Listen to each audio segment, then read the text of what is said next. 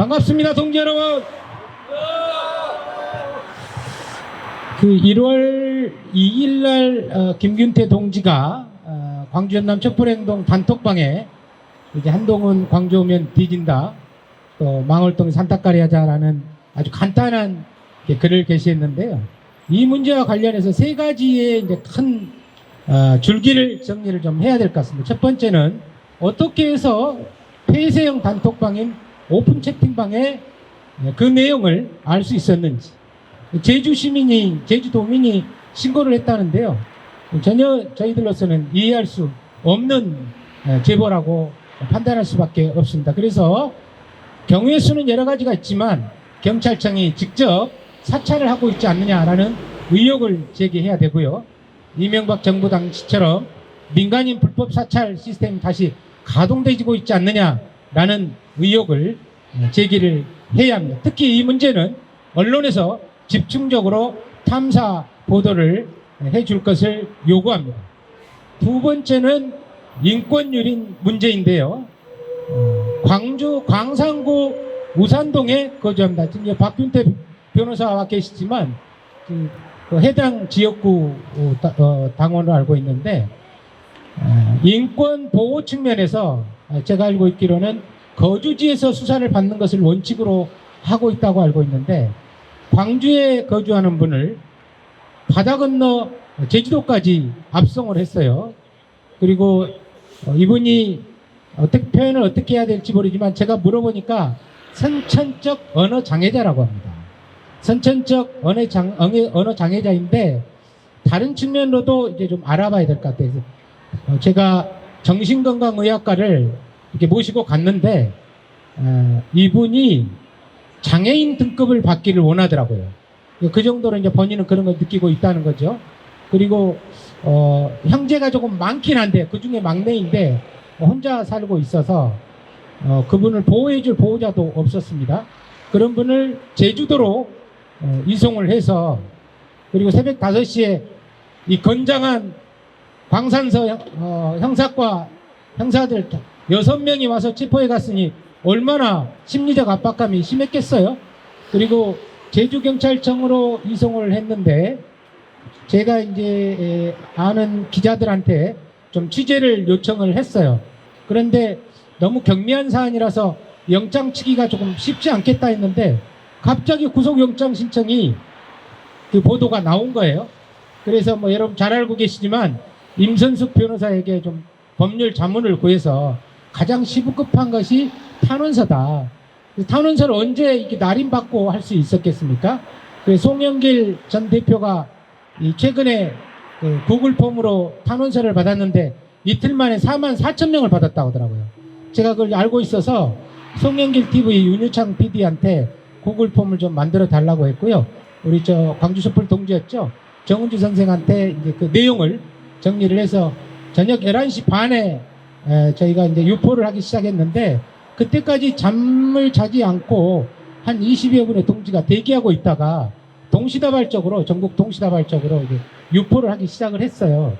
그리고 난 뒤에 1시간 반 후에 이제 김균태 동지한테 물어보니까 1시 5분이라고 하는데 그때 석방이 됐습니다. 문제는 갈 때 경황이 없어서 지갑을 안 갖고 간 거예요. 그래서 신분증이 없어서 비행기를 타고 올 수가 없는 거예요. 그리고 돈이 없으니까 숙식 갈 데가 없을 거 아니에요. 그래서 그 정교조 지부장 하셨던 이용중 선배에게 좀 가서 좀 살펴달라고 했더니 영치금을 한 10만 원 넣더라고요, 다행히. 근데 문제는 24시간 대기할 수가 없어서, 마침 제가 아는 그 지인이 있어서, 그쪽 근무하는 지인이 있어서 좀 이렇게 나올 때 이렇게 잠깐 한 30분 정도만 좀 데리고 있어 달라. 그렇게 해서 이제 이용중 정교조 지부장이 집으로 데리고 가서 재우고 아침 먹이고 비행기까지 탑승을 시켰는데, 문제는 또 그 증명서가 발급이 안 되는 거예요. 그러니까 제가 통화로 물어봤는데 비행기를 한 번도 타본 적이 없어서 본인이 수속을 할 수가 없다는 거예요. 그러니까 그렇게 어떻게 보면 표현을 이게 맞는지 모르지만 장애가 있는 분을 그냥 석방시키고 방치해버린 거예요. 그럼 제주도에서 아무 연고가 없는데 가다가 얼어 죽을 수도 있고 그렇지 않겠어요? 그리고 물어봤더니 44시간, 48시간인데 4시간 남았었으니까 44시간 동안 밥을 줬는데 이게 넘어가지 않더라는 거예요. 이게 심리적 압박감에 그랬겠죠. 그러니까 이런 인권은 전혀 생각하지 않는 그런 수사의 과정이 있었다는 거예요. 그래서 그런 부분까지 이제 처음에 말씀드린 대로 광주 남촛불행동 폐쇄형 단톡방에 대한 사찰 의혹, 그다음 두 번째 인권 유린, 세 번째 이거는 검찰과 경찰의 광주 시민에 대한 보전 행위라고 저는 생각을 합니다. 그래서 광주 시민사회가 이 문제의 중요성을 다시 한번 확인하고 이렇게 적극적으로 대처해 주셨으면 좋겠다 말씀드리고, 마지막으로 다음 주 목요일 서울의 소리 아시죠? 서울의 소리 오후 1시에 지금 출연 예정이 되어 있습니다.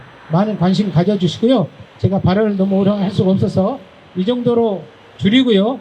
김균태 동지가 여러 이야기를 들어보니까 지금 녹록지 않은 생활 중에 있더라고요. 혹시 김균태 동지 만나면 위로해주고 격려해주고 동지애로 함께 해주시기를 부탁드립니다. 고맙습니다.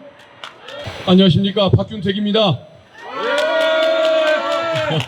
예, 저는 딱 4년 전까지 여기 검찰에 재직을 했었습니다. 지금은 변호사고 또 민주당의 정치탄압대책위원회 부위원장이고 이재명 대표님의 법률특보로 활동을 하고 있습니다. 제가 이 인물이 대통령에 당선된 뒤로 참 편한 인생을 못 살고 있습니다. 그냥 차라리 몰랐으면 좋은데 얼마나 형편없는 사람인지를 제가 경험으로 알았기 때문에 도저히 견딜 수가 없었습니다. 참 검찰에 재직할 때 공무원으로서 자격도 없는 사람이라고 생각을 했는데 어떻게 일이 꼬였는지 대한민국의 대통령까지 됐습니다. 과거에 제가 이 모습을 보면서 앞으로 모습이 너무 환하게 보이기 때문에 하루도 마음 편할 날이 없었다는 것인데, 예를 들면은 검찰에 재직을 할 때 자기하고 폭탄주를 마시는 동생들을 항상 챙기고 검찰을 그렇게 양분을 시켜놨던 인물인데 그게 지금 측근 인사로 이어지고 있습니다. 그리고 검찰총장을 할 때 저 사람이 1시간 중에 55분을 혼자 발언을 한다고 그렇게 주변에서 그냥 악평이 돌았던 사람인데, 그리고 항상 생각이 너무 단순하고 무식해서 지금 항상 하나밖에는 볼 줄 모르는 그런 사람이었었습니다. 그러다 보니까 지금 이념 외교, 반공 외교를 추구하느라고 오히려 나라를 더 불안에 빠뜨리고 중국과의 관계나 경제 문제를 망쳐놓는 이런 지금 대통령이 되고 있는데, 제가 오늘 지금 얘기하고자 하는 것은 오늘의 주제, 김건희 특검법에 관한 것입니다. 어떻게 자기 부인을 보호를 하자고 국회가 통과시킨 법을 거부를 합니까? 제가 유튜브에서 얘기했던 것처럼 훌륭한 남편상을 받을지는 모르겠지만은 대통령으로서 자격은 없는 거죠. 이런 유래는 없었으니까요. 이 사람이 왜 비난을 받아야 하냐면 자기 부인을 보호하기 위해서 국정의 권한을 행사하는 것도 용서할 수가 없는 것이지만, 과거에 보십시오. 검찰총장을 할 때 무슨 짓을 했느냐. 조국 장관을 상대로 수사를 했지 않습니까? 그때 조국 장관 내지는 그 가족의 비리라는 것이 첫째는 표창장 위조, 그리고 인턴 시간 위조 같은 조작 같은 그런 입시 비리도 아닌 입시 스펙 비리였습니다. 그것을 위해서 21명의 검사를 동원해가지고 수사를 펼쳤었습니다. 그것은 내란 사범 수사할 때나 가능한 수사 규모인데 그런 짓을 했던 사람입니다. 근데 더 큰 주가 조작 사건이라든가 여러 가지 비리 의혹을 부인이 받고 있는 상태인데 김건희를 보호하자고 그 특검법을 거부했었습니다. 과거에 본인이 이재명 대표를 상대로 특검을 거부하는 자가 범인이라고 얘기를 했는데 특검을 좀 거부를 하고 있고, 남의 가족을 상대로는 21명의 검사를 동원해서 수사를 했었다가 지금은 이제 특검법까지 거부를 해서 수사를 방해하고 있는 이런 인물인데, 지금 언론에서나 우리 민주 세력에서는 이해충돌 방지법을 어긴 것이라고 위법이라고 얘기를 하더군요. 근데 저는 거기서 더 나가가지고 이것은 이 정도 되면은 직무유기고 범죄의 은닉 아닙니까? 이것은 범죄가 분명한 것이죠. 그렇다면 저것은 저는 분명히 탄핵사유에 해당한다고 믿고 있는 사람입니다.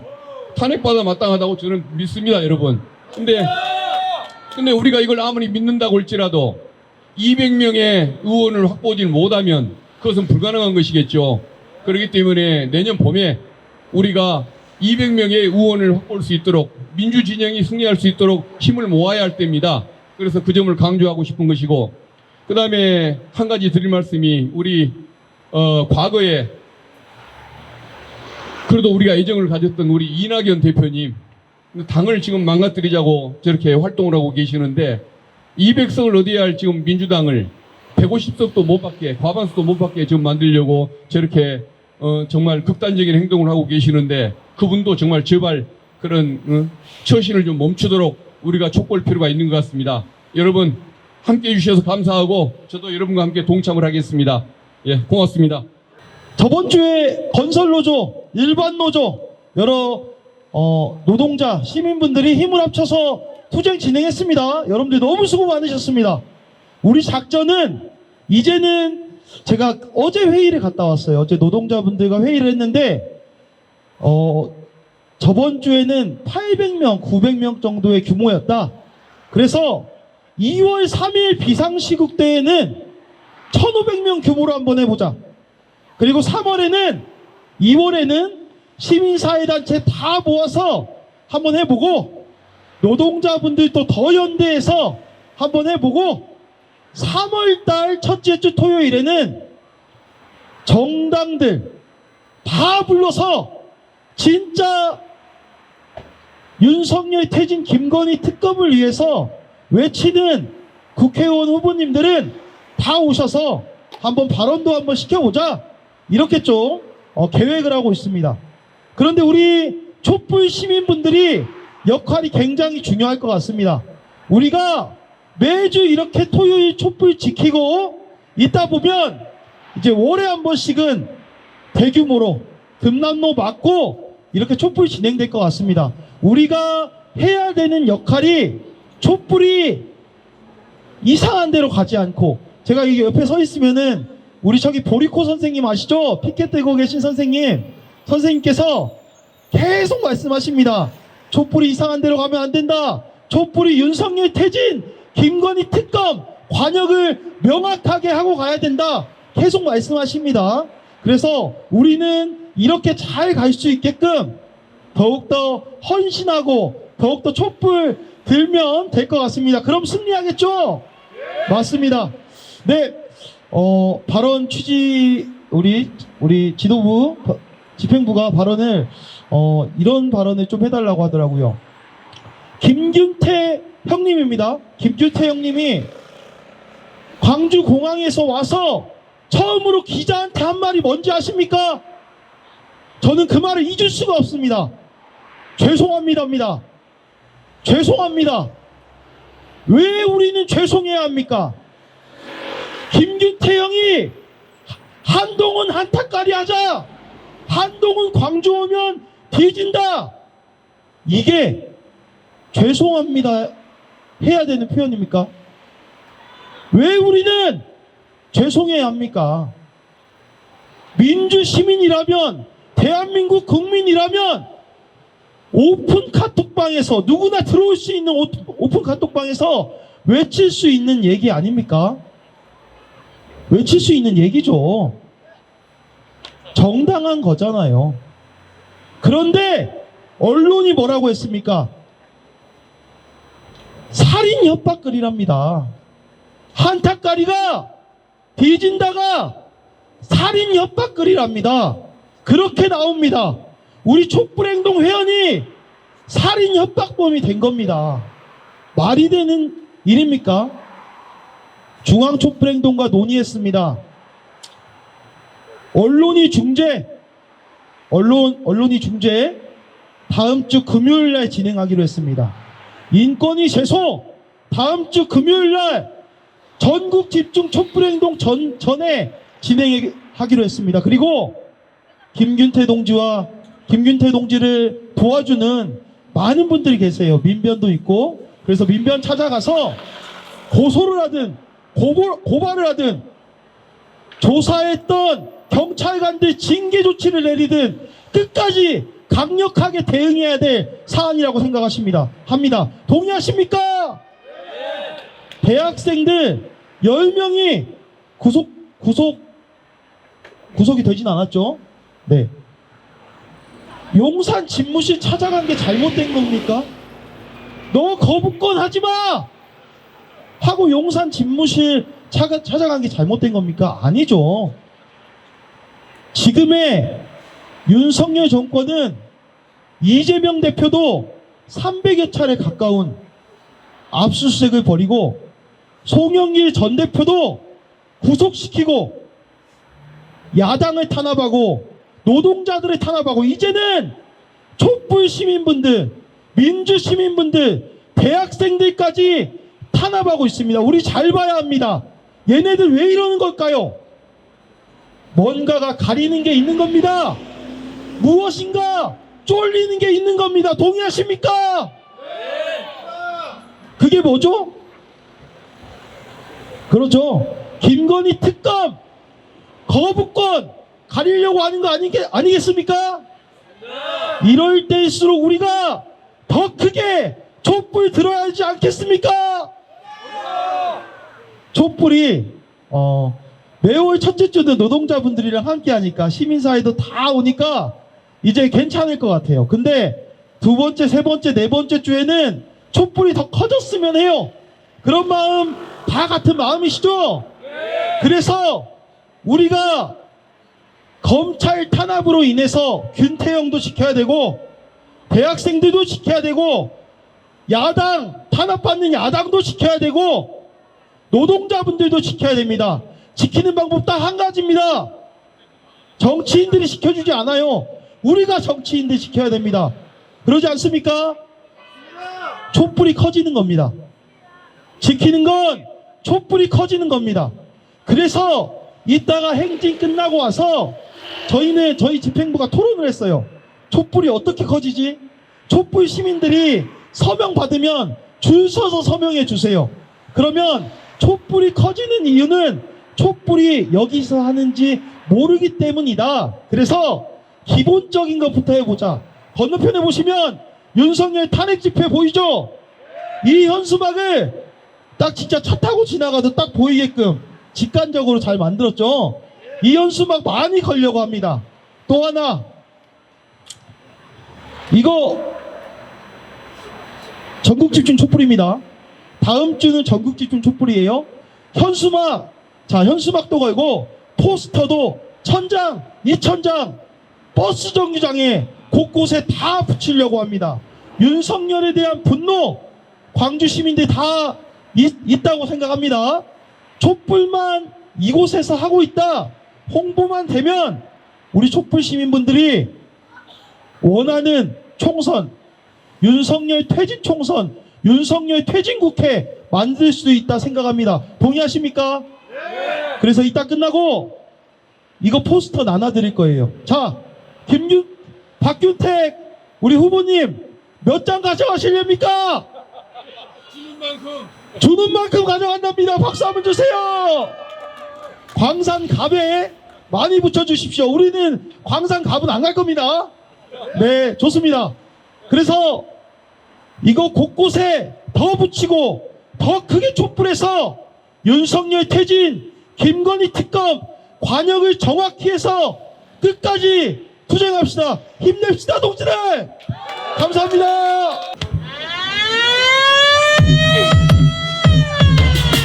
네, 피켓돈 들고 신나게 함께 즐겨주십시오.